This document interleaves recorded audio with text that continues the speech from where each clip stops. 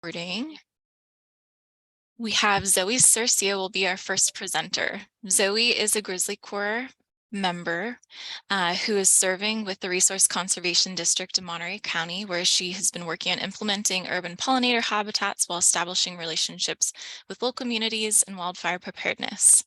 Zoe graduated from the University of New Mexico with a BA in International Studies, concentrating on the environment and sustainability, and a BA in languages studying Spanish and French.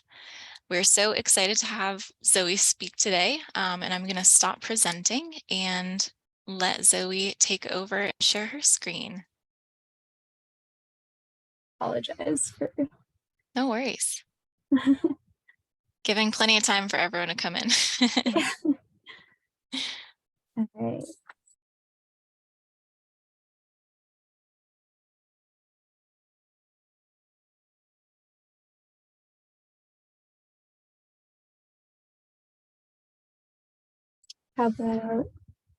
How about now?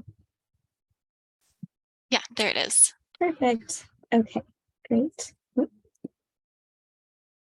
we go. All right, I apologize for that brief bit of technical issues, but thank you all so much for being here. I'm really excited to speak to you all a little bit about my fellowship. I know most everyone in here, so I'm excited to share what I have prepared for you. Most of you know me. My name is Zoe Curcio, and I have been lucky enough to work with the Resource Conservation District of Monterey County, which I will refer to as the RCD or the RCD-MC throughout my presentation. So I'm going to give a brief introduction to the Monterey County RCD, an overview of some of the projects and work that I've been a part of, and then share a bit about one of the main projects I worked on with developing native pollinator habitat.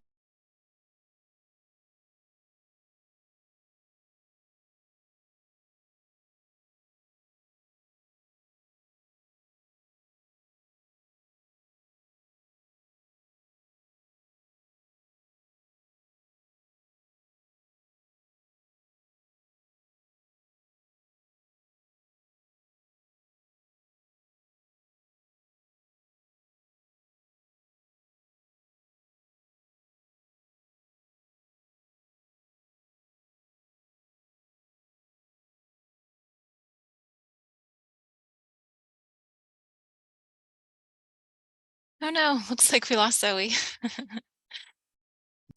All right. Thank you again, everyone, for being here. So I'm going to give a brief introduction to the Monterey County RCD, where I've been serving with GrizzlyCorps for the past 11 months. And I'll talk about some of the projects I've been a part of, and then share a little bit about one of the main projects I've worked with, developing native pollinator habitat in public parks, before wrapping up and sharing about how these communities have shaped my experience. So for my GrizzlyCorps Fellowship, I served with the RCD of Monterey County. The RCD's mission is to conserve and improve our natural resources, integrating the public interest in environmental protection with the needs of agricultural and urban users.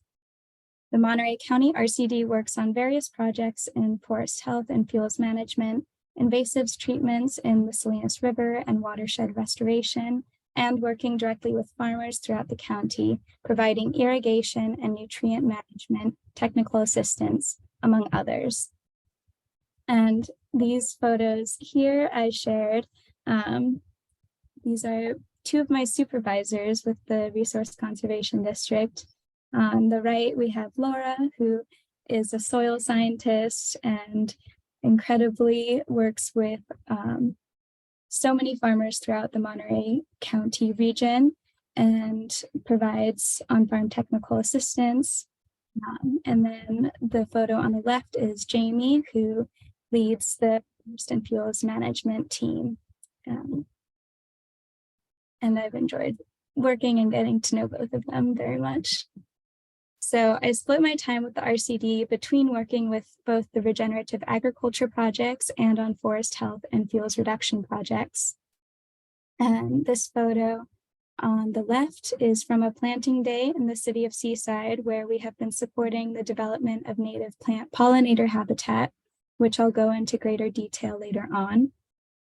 And on the right is a photo from a fire ecology walk organized through the Central Coast Treks event, which the RCD and Jamie helped to organize. So here you can see some of the projects that I have been a part of through the RCD, and they include site visits with private landowners for fuels reduction and forest health projects.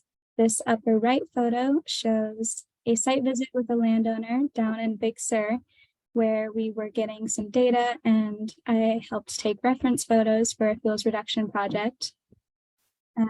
I also assisted in providing irrigation and nutrient management technical assistance to small scale, mostly Spanish-speaking farmers throughout Monterey County. And here, these photos on the bottom left show irrigation distribution uniformity tests that we performed. The photo all the way on the left is a farm in Royal Oaks, and the photo to the right of it is a farm in Salinas. And then I also helped with planting some mustard cover crop on the photo, the middle bottom photo. That was at Alba in Salinas. And throughout my term, I've also been helping with outreach and partner building and various other events, such as planting a hedgerow around a community garden in Salinas with students.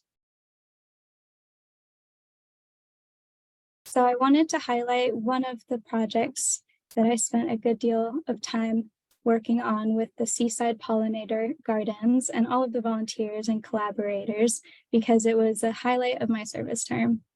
And this photo in the background was taken at Durant Park this spring. So first off, why do we care about planting native plants in cities? Native plants are drought tolerant and once established do not require irrigation, but they also provide other ecosystem services like carbon sequestration, healthier soils, and very importantly, support biodiversity. Local California plants are uniquely adapted to this area, creating habitat for native bees, butterfly and moth species, and all kinds of birds.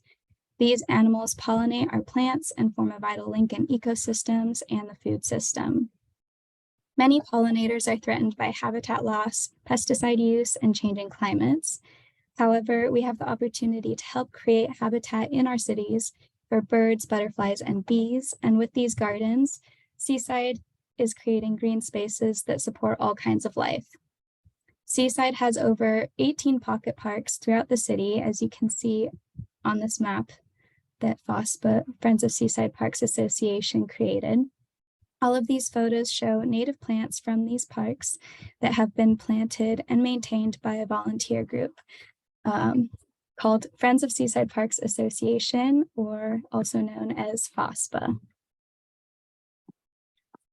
The Friends of Seaside Parks Association is actually involved in over 10 parks throughout the city. Every weekend, they hold a 2-hour workday, rotating throughout the parks. And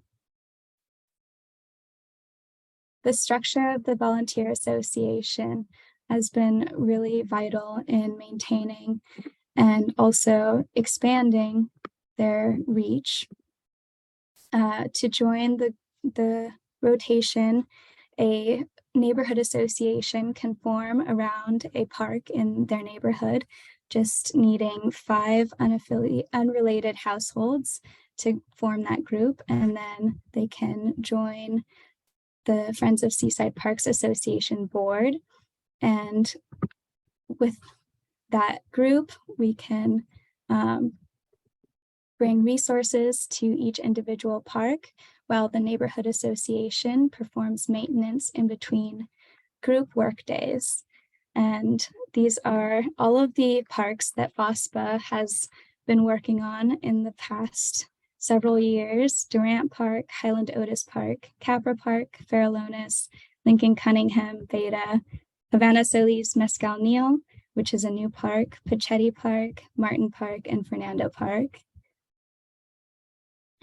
And through the Friends of Seaside Parks Association, many other organizations have been able to contribute to the parks and build up a collaborative relationship, including the Resource Conservation District, and but far from limited to the Resource Conservation District. There are so many organizations that aren't even all listed here, but notably Sustainable Seaside is very involved, Environmental Commission, and also the city provides a trailer and water tanks every single week.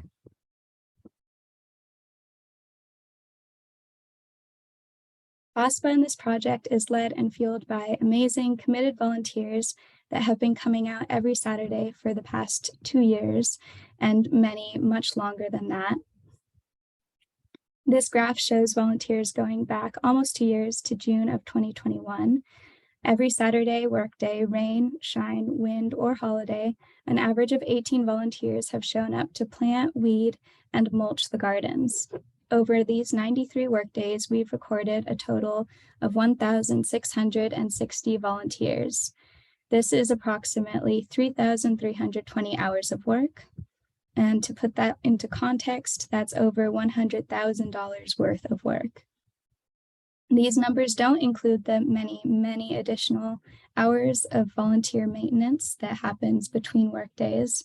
For example, in the summer, there's a lot of watering that needs to happen, especially as the plants are getting established for the first 2 years. And these photos show just a few of our incredible volunteers working hard every Saturday workday.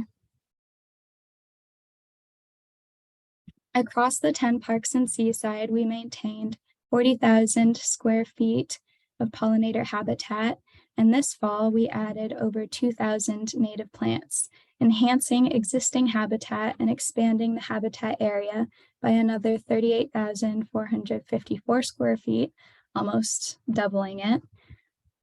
We were also able to implement and share water saving and soil health practices, such as sheet mulching, creating berms and swales around plants, which you can see pretty well in this middle photo. A berm is a raised area around the plant, and then a swale is like a small water well, and it's a water saving technique. A lot of the parks also have very sandy soil, so we worked on increasing soil organic matter using native plant clippings, wood chips, compost, hay, and other materials.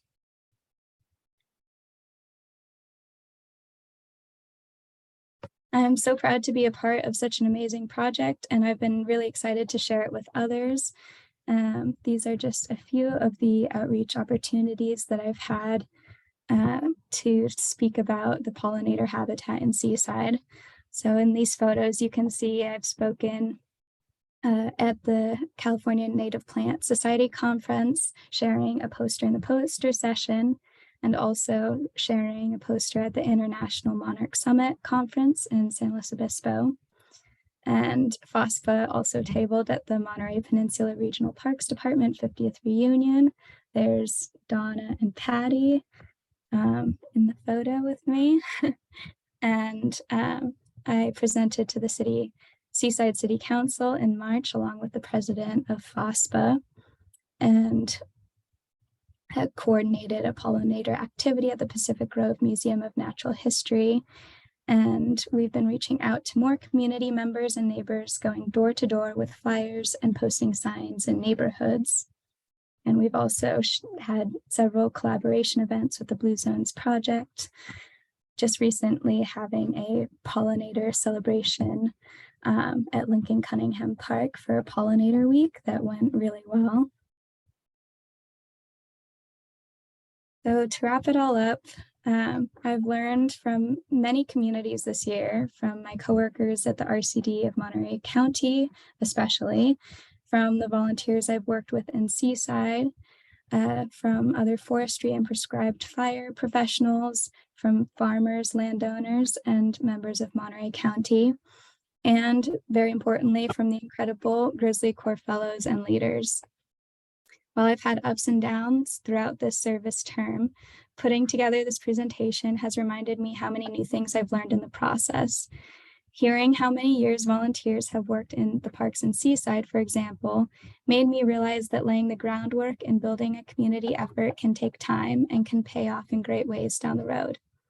I'm so grateful and inspired by the huge variety of people I've connected with along this journey, and I plan to carry those connections into the future. I apologize for the rough start, but thank you so much for your attention and for everyone that has joined. We may have just a couple minutes if anyone would like to ask a question or share any comments. Please feel free. Thank you. You're more than welcome to raise your hand and mute yourself if you do have any comments or questions for Zoe. I'm gonna stop sharing my screen and try sharing my video.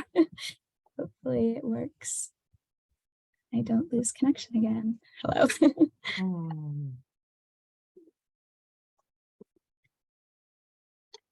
I'll just say from the Resource Conservation District of Monterey County, it's been an absolute pleasure to have Zoe working with us. And yeah, she's been a real asset to the team and fit right in. And we're wishing her all success. Good show. Yeah. I would like to just concur with what Paul said, and said that Zoe's been great, and really appreciate all of her help and assistance this year, and really just stepped right up for whatever I threw at her. So thank you, Zoe. Thank you both. It's really been such a pleasure working with you. Hi, Zoe, it's Laura. I want to just add my congratulations and gratitude to the mix here. Thank you so much. Thanks for tuning in on your vacation.